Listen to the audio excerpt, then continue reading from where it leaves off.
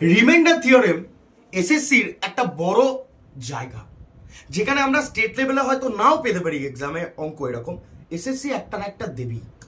ঠিক আছে, একটা অঙ্ক আমি তোমাদের প্রথম দেখাই। What is the reminder of 2^192? দুইয়ের মাথায় 192, তাকে 6 দিয়ে ভাগ করলে কত রিমাইন্ডার পাবে? এই ধরনের ম্যাথ তোমরা এসএসসি তে পাবে। দেখো, এটাকে আমরা লিখতে পারি 4^96। একটু চিন্তা ভাবনা করলেই লেখা যায়। আর এই চিন্তা ভাবনাটা আমি কেমন করে করছি সেটা যদি তোমাদের জানতে হয়, তাহলে আমাদের যে চ্যানেল এসএসসি বন্ড স্টাডি, সেখানে তোমাকে জয়েন হতে হবে।